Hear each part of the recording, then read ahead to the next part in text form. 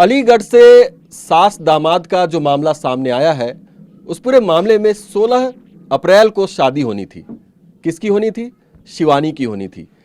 अलीगढ़ की शिवानी की शादी 16 तारीख को होनी थी, लेकिन उससे 10 दिन पहले ही उनका होने वाला दूल्हा उनकी मां के साथ फरार हो गया। और आज पूरा देश इस मामले को देख रहा है, रिश्तों को शर्मसार कर देने वाली एक घटना को। लेकिन इस पूरे मामले में सबसे पीड़ित शिवानी खुद हैं और शिवानी इस वक्त हमारे साथ बातचीत करने के लिए मौजूद हैं। उनसे बात करेंगे इस पूरी घटना के ऊपर। सबसे पहले तो यही कि आपकी पहली प्रतिक्रिया क्या थी, पहला रिएक्शन क्या था जब आपको इस पूरे घटना के बारे में मालूम चला कि आपका जो होने वाला पति है वो आपकी माँ को लेकर ही फरार हो गया? हाँ, पता था वो उसी के साथ जाएगी, क्योंकि पूरे पूरे दिन मतलब उसी से कॉल चलती थी, सब कुछ उसी बात, मतलब क्या क्या बात करती थी, पूरे दिन उसी से बात करती थी वो। तो हमें तो पता था जब गई थी ना घर से 2-1 घंटे बाद ही मतलब उसी के साथ गई है। ये बातचीत जो थी वो कितने दिनों से चल रही थी? कितने 3 महीने से। 3 महीने। हाँ, तो कभी परिवार वालों में इस बात की इसका जिक्र नहीं हुआ कि वो तो सास हैं, तो दामाद से इतने देर तक क्यों बात करती हैं? कोई सोच ही नहीं सकता है, कितना पवित्र रिश्ता हो गया माँ बेटे का, कोई ऐसा सोच ही नहीं सकता। सब सोच रहे होंगे माँ बेटे का रिश्ता है, अपना प्रेम की बातें करते होंगे, कुछ भी कोई नहीं सोच सकता है ऐसा। कोई अब सोच ये सकता है? पूरे मामले के बाद जब वो पुलिस के पास पहुंचे हैं, सरेंडर किया एक तरह से, लड़के को पुलिस ने हिरासत में रखा है, पूछताछ कर रही है, आपकी माताजी से भी पूछताछ की है। ये बताइए कि इस पूरे मामले में आप कार्रवाई क्या चाहती हैं?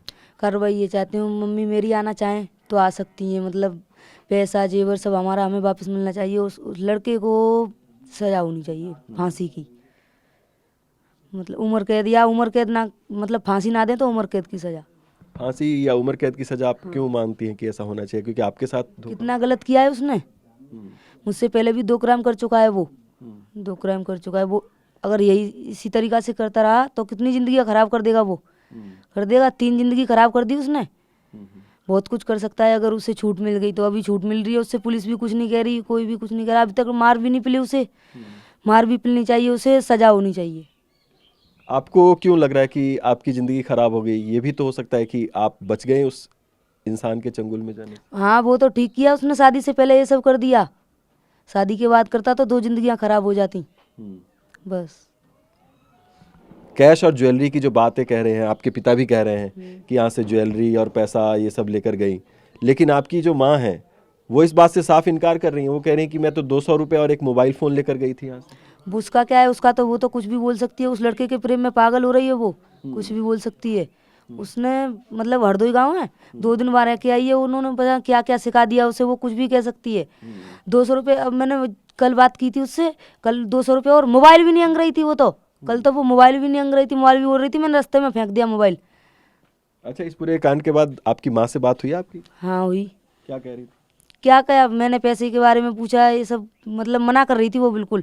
मैंने कहा घर चलो, ये वो है सब, अब ये गलती हो ही जाती है। नहीं, मना कर रही थी वो, ये बोल रही थी मैं उसी के साथ जाऊंगी। अच्छा, आप तो बेटी हैं, आपसे मैं सवाल करूंगा, आपके पिता के ऊपर जितने आरोप लगाए हैं कि वो शराब पीते थे, मारते पीटते थे, टॉर्चर करते थे, इसमें कितनी सच्चाई है? आप खुद बालिग हो चुकी हैं तो बता ये सब झूठ है, बिल्कुल बिल्कुल झूठ है। आप यहीं से अंदाजा लगा लिए, 20 साल किस हिसाब से कटे हैं, 3 महीने से वो लड़के आया तो 26 बार पैसे उठ गया पापा जी पैसे।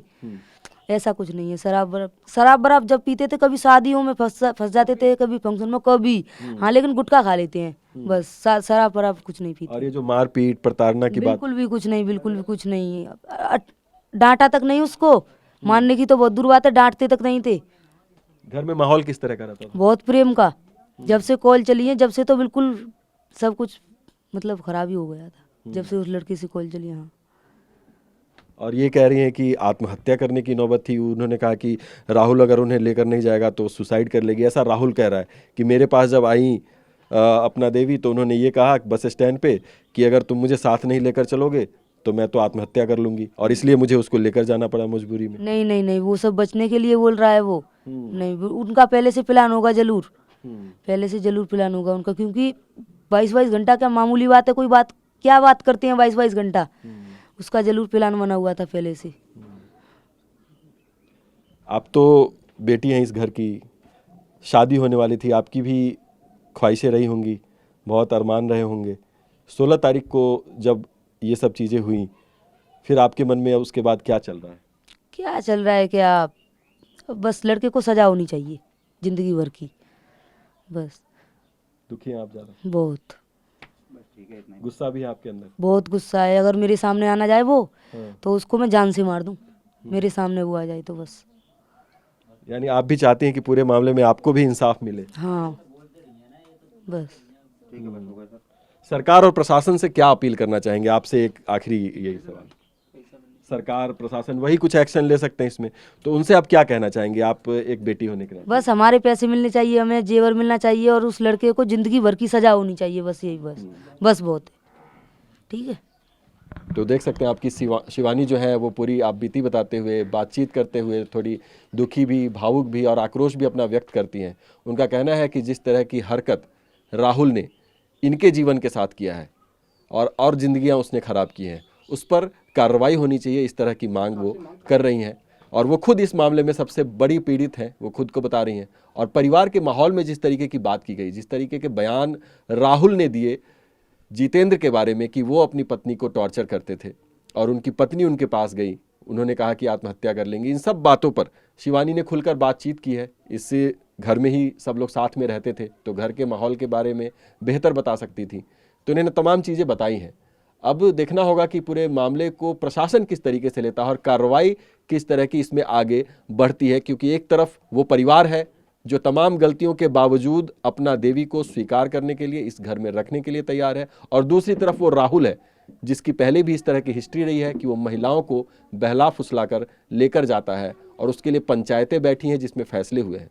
तो इस तरह के ट्रैक रिकॉर्ड की तरफ के साथ एक तरफ राहुल है जिसके साथ अभी अपना देवी है, और दूसरी तरफ ये पीड़ित परिवार है जहाँ एक बेटी की शादी होने से पहले ही टूट गई और इस घर की जो महिला थी, यानी कि जो इनकी माँ थी, वो दूसरे लड़के के साथ भाग गई।